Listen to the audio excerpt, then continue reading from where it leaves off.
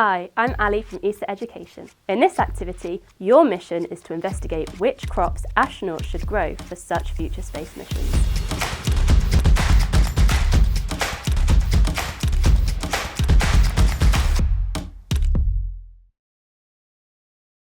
The only permanent human settlement in space is the International Space Station, also known as the ISS. The ISS orbits just 400 kilometres above Earth's surface, and it's permanently inhabited by astronauts from different countries. Every few months, the ISS receives supplies from Earth, including water and food. Each astronaut needs approximately 1 kilogram of oxygen, 1 kilogram of food, and 3 kilograms of water per day.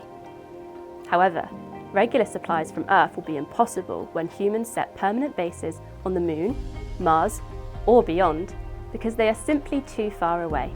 Astronauts will need to produce their own food. Use your scientist skills to follow and document the development of 3 plants and compare their characteristics.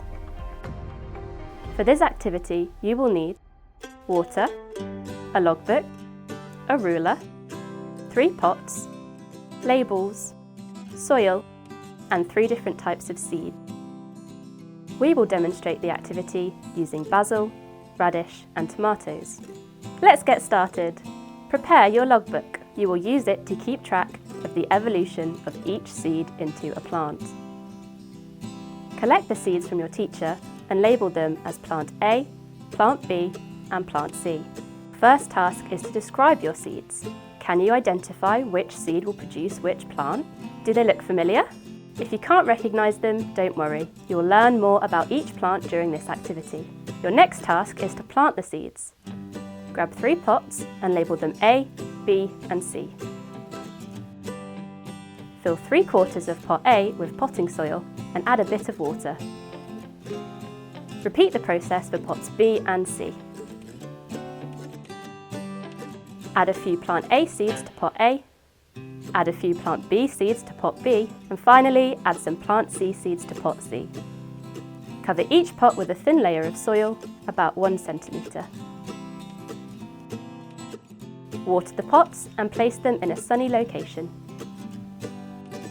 Now you will need to wait. Take care of your plants over the next 12 weeks.